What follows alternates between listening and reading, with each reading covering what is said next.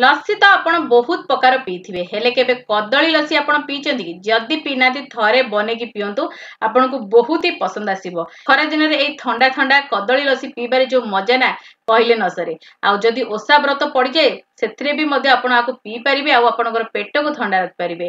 गोटे glass P देले मन शांति जेते आ दिन जाक भोक लागि नते। ताले आज चलंतु बनेबा कदली लस्सी। ओडिया बहु ता स्टाइल किपरि आज कदली लस्सी बनेची चलंतु देखिनबा। नमस्कार, ओडिया बहु रोसई को आपण मानको बहुत बहुत स्वागत। कदली लस्सी बनेया पई एडी देखनो गोटे ब्लेंडिंग जार नेची आ सेथिरे मु तीनोटी कदली काटी कि नेची। आ एडी देखनो कदली को संगे संगे काटी कि नेबे नले तो कळा पड़ जिवो। तो एडी तीनोटी कदली मु प्रथमे दे देची। तापरे तीनोटी गुजराती रो मंजी को काढी के एडी आमी दे देबा बढ़िया फ्लेवर पई। तापरे आमी एडी दे देबा 200 ग्राम रो दही। आ आपण जदी दही बसई जान नाहंती ताले बसा दही रो वीडियो ऑलरेडी मु अपलोड करची, आपण जेकी देखि परिबे। तापरे एडी देखनो मु एडी गोटे बड़ खंड बरफ मिसौची। आ एटा मु गिन्ना रे बसैथिली फ्रिज रे रखिथिली एई बरफटी, तेनु करी एई भली देखा जाउची। तापरे एडी मु दउची चिल्ड वाटर अध कप। आ एडी टिके मोटा दही बनेबे जदरा कि बहुत ही टेस्ट लागि थे आ बहुत हेवी भी मध्ये बनि थाए। तापरे एडी मु 3 बड़ चम्मच चीनी नेची। आपण आपनक हिसाब रे कम बेसी मिठा करि परिबे। आ एठी 3 रु 4 चम्मच देबा द्वारा 200 ग्राम दही पे पूरा परफेक्ट हेइ थाए। तापरे आमे सब जिंस को भलो भाबरे ब्लेंड करि आनिबा। देखो एडी मु पानी रो मात्रा बहुत ही कम रखिची, जा फल रे हमर दहीटी बहुत ही ठीक बनिबा और बहुत टेस्ट मध्ये आसीबो। तो एबे आमे आको ब्लेंड करनबा। एडी देखंतु दही को मु भलो भाबरे ब्लेंड करके नै आछी। तापरे आमे एई ग्लास रे 5 रु 6 खंड लेके बरफ देबा। मु एडी 6 पीस बरफ यूज करतिली गोटे ग्लास रे।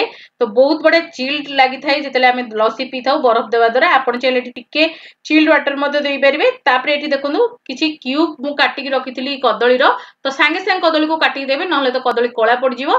तनो कर एठी संगे संगे मु काटी के कदली को किछि देई देइची। तापरे आमे एठी ऐड करनबा दही को। आ एठी देखंतु दही हमर केते ठीक बनिची। एई बळी हेले हमर दहीटी पीबा को बहुत ही बढ़िया लागि थाए। तो एठी देखंतु मु अल्प अल्प दही को एठी देई दउची।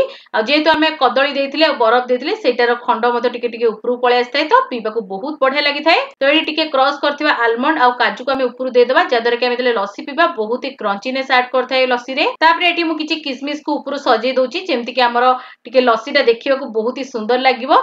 आ एमती लस्सी पीबा द्वारा बहुत ही बढ़िया लागि थाए। तो आमे देले लस्सी को पीथो हमर मुहरे किछि बाइट्स आसी थाए ड्राई फ्रूट्स रो तो बहुत ही टेस्ट मध्ये बढ़ी जाय थाए। तेणु करी आपण पाखरे जे कोनोसी ड्राई फ्रूट्स थिबा आपण देकी सजेई परिबे आउ एन्जॉय कर परिबे। जेहेतु कदली लस्सी तेणु करी मु ऊपर 2 खंड कदली को एमती रखि दउची टिके सुंदर देखा जिबा पई। तापरे मु एठी किछि केसर को मध्ये सजे दउची जा फल रे हमर बनाना लस्सी बा कदली लस्सी बहुत ही सुंदर देखा जाइते आ टेस्ट मध्ये बहुत बढ़ी जाइते। आमे देले लस्सी पीथाउ केसर हमर मुहरे आसीबा द्वारा बहुत बढिया टेस्ट आसीते। तेणु करी आपनको पाखरे जदि केसर अछि केसर को देकी मध्ये आपण एमती सजेई परिबे। मो पाखरे एई सब ड्राई फ्रूट्स थिला तेणु करी मु आको सब नेकी भलो भाबरे एठी सजेई नउची। तो एठी देखंतु केते सुंदर हमर कदली लस्सी रेडी हे जाइची। आपण भी एई खरा दिन एई लस्सी को बनांतु, निजे पियंतु, निज परिवार को पियांतु, समस्त को बहुत ही पसंद आसीबो। ओसा बार बत भी आपण एटा पी परिबे बहुत ही आराम देई थाए। तो नियादी भी बनांतु आ केमिति लागिला मते कमेंट सेक्शन में मते जणाई परिबे।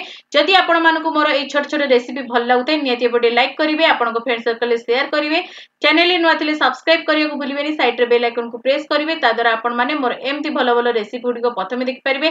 फेसबुक पेज रे देखुदिले फॉलो करिया को बिल्कुल भूलिबेनी। इंस्टाग्राम पेज को मते फॉलो करनेबे, सेठी मते मु बहुत ही बढ़िया बढ़िया पोस्ट करते। आ आपण माने मो वीडियो को को जगह देखुचेंदी कमेंट सेक्शन रे लिखिबे, मते बहुत ही भल लागिवो। आ मु जानिया को चाहूची मो सहित जोड़ी हिथिबा लोक माने को जगह मते देखि पाउचंदी। तो आगु को एमती बहुत ही बढ़िया बढ़िया रेसिपीज आपण मानो पई नै के आसीबी। तो आजि पई एतिकी, बाय बाय।